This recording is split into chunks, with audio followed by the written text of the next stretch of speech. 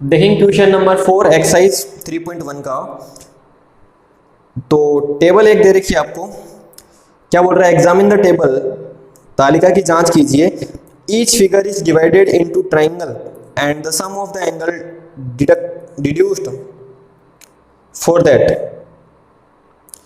क्या कह रहा है आपको, जो आपको टेबल दे रखी है उसको जांच करना है और प्रत्येक आकृति को चित्रों में त्रिभुजों में बांटिए और कोणों का योगफल ज्ञात कीजिए।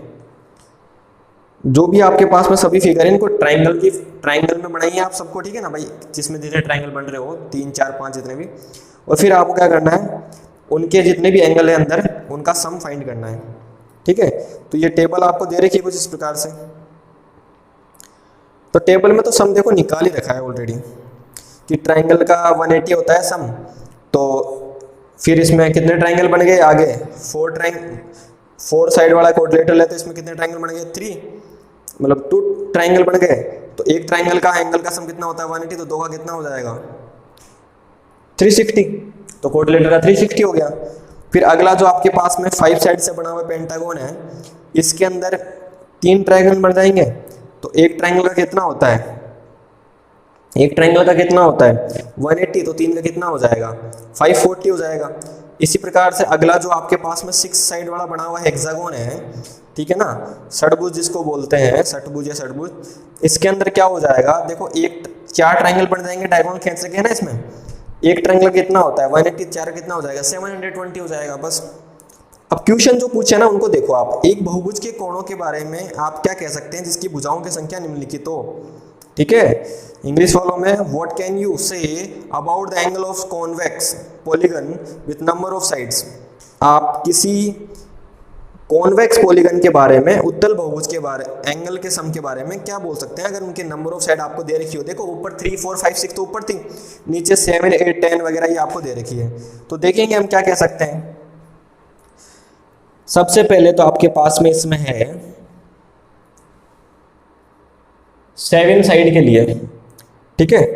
तो देखो एक चीज ध्यान रखिएगा, मैंने आपको एक चीज बताई अभी ऊपर, अगर आप इसको केवल टेबल के हिसाब से करना चाहते हो तो, ठीक है ना, कि टेबल को अगर आप ध्यान से देख पा रहे हो, वो आपको दी देखने के लिए कि जिस ट्राइंगल में जितनी साइड होती है ना उसमें से 2 माइनस कर दी जाती है और मल्टीप्लाई बाय 180 कर दिया जाता है, तो उसका एंगल आ जाता है, सम ऑफ एंगल आ जाता है, अंदर का कोणों का योग आ जाता है। तो इसका एंगल का सम कितना आएगा, देखो इसका सॉल्यूशन अगर आप करते हो तो क्या हो जाएगा 7 - 2 मल्टीप्लाई बाय 180 पे। टेबल को देखो ना आप, क्या हो रहा है उसमें जितनी साइड है उसमें से -2 करके मल्टीप्लाई 180 कर दिया गया है। तो ये कितना आ जाएगा आपके पास में 5 × 180, कहने का मतलब 900 डिग्री, ठीक है, ये आपका आंसर हो जाएगा। इसी प्रकार से आपको जो बी दे रखा है, बी में आपके पास में साइड गिवन है कितनी 8, ठीक है ना। ध्यान से देखिएगा, यहां से एक कॉन्सेप्ट निकल के आएगा आपके पास में, मैं डायरेक्ट बता सकता था लेकिन एक देखो ध्यान से, टेबल आपको इसी हिसाब से दे रखी है कि आप खुद उस कॉन्सेप्ट को समझ पाओ। 8 का मतलब इसमें एंगल, सम ऑफ एंगल निकालो, कोणों का योग, तो 8 - 2 मल्टीप्लाई बाय 180, ऐसे तो हो रहा है टेबल में, जितनी नंबर ऑफ साइड है उसमें से माइनस कर दिया गया 2, भुजाओं की संख्या में से 2 कम कर दिया जा रहा है, मल्टीप्लाई 180 कर दिया जा रहा है। तो ये हो जाएगा 6 × 180, तो ये हो जाएगा आपके पास में इतना 1080 डिग्री। अगला देखो आप सी को ध्यान से देखो, सी क्या बोल रहा है आपके पास में 10 है। तो इसका सॉल्यूशन किस हिसाब से करोगे आप, सम ऑफ एंगल कैसे निकालोगे, 10 - 2 मल्टीप्लाई बाय 180 डिग्री, तो ये हो जाएगा 8 मल्टीप्लाई बाय 180 डिग्री, ठीक है ना। 8 मल्टीप्लाई बाय 180 डिग्री, इनको मल्टीप्लाई कर लो, 0 का तो 0, 8 8 जा कितना 64, 6 कैरी हो जाएगा, तो 144, मतलब आपके पास में कितना आ जाएगा 1440 डिग्री। फिर आपसे क्या बोला उसने कि अगर नंबर ऑफ साइड n हो, क्या हो n, तो सर इसका बताओ कि इसका सम ऑफ एंगल क्या होगा। तो आपको तो पता ही है ना, जितनी हो उसमें से 2 माइनस कर दो, 10 हो, n हो, a हो, b हो, कुछ भी हो, मल्टीप्लाई बाय 180, इसका सॉल्यूशन ये होगा। तो सर यहीं से एक फॉर्मूला आपके पास में निकल के आया जो आपको आगे यूज लेना है कि किसी भी पॉलीगन में सम ऑफ एंगल आपको फाइंड करना हो तो एक सीधा सा फॉर्मूला होता है कि number of side -2 multiply by 180, भुजाओं की संख्या -2 गुणा 180 डिग्री। ये आपके पास में किसी भी पॉलीगन के सम ऑफ एंगल, कोणों का योग निकालने का सीधा सा फॉर्मूला होता है। ठीक है ना, यही होता है फॉर्मूला। अगर आपको विश्वास नहीं हो रहा हो तो यहाँ रख के देख लो। अगर मान लो नंबर ऑफ साइड 7 हो तो 7 यहाँ रखोगे, 7 - 2 कितना 5 मल्टीप्लाई बाय 180 तो कितना आ जाएगा 900। इसी फॉर्मूले रखने पे आ रहा है। 8 को रखो, 8 - 2 मल्टीप्लाई बाय 180 तो ये हो जाएगा 6 मल्टीप्लाई 180 मतलब 1080 डिग्री हो जाएगा ना। 10 वाला यहाँ रख के देखो, n की वैल्यू 10, नंबर ऑफ साइड 10, भुजाओं की संख्या 10, 10 - 2 मतलब 8, 8 गुणा 180 मतलब 8 मल्टीप्लाई बाय 180 कितना हो जाएगा 1440 डिग्री। ठीक है, इसी प्रकार से आप किसी भी के लिए रख के देख लो, 5 के लिए रख के देख लो, 5 - 2 मल्टीप्लाई बाय 180 मतलब 3 मल्टीप्लाई बाय 180 डिग्री तो कितना हो जाएगा 540 डिग्री। यही तो होता है।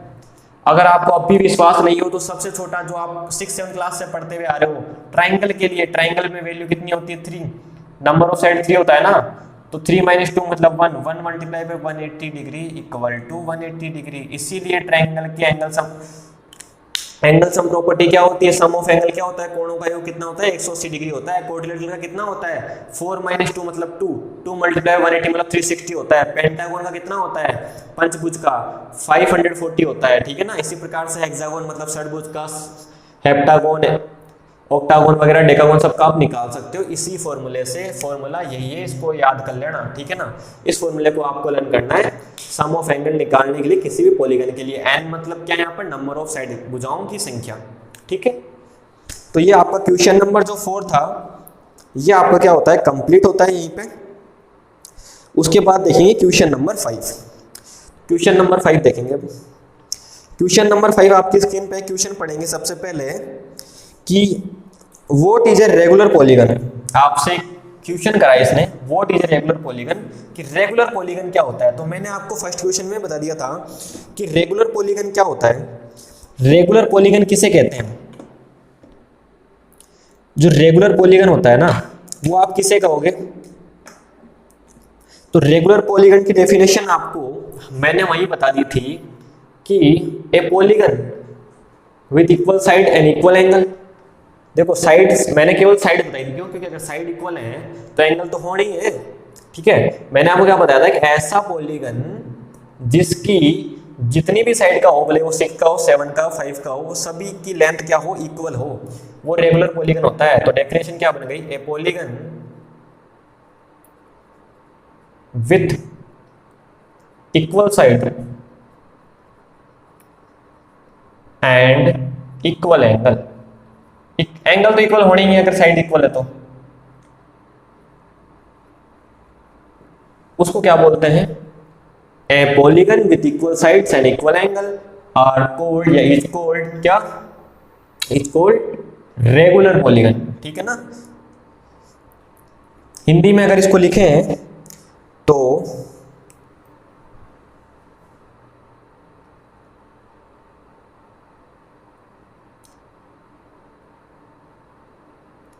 एक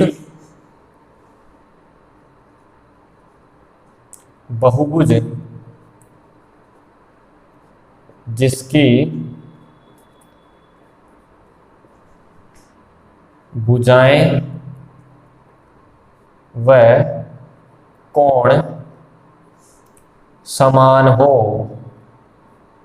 ऐसा बहुभुज, एक ऐसा बहुभुज जिसकी भुजाएं और कोण सभी क्या हो, समान हो। कहने का मतलब 6 भुजाएं तो 6 की 6 भुजाएं क्या होगी, इक्वल लेंथ की, और 6 के 6 कोण है तो 6 के 6 कोण क्या होंगे, इक्वल लेंथ के। वो क्या होगा, रेगुलर पॉलीगन होगा। ठीक है,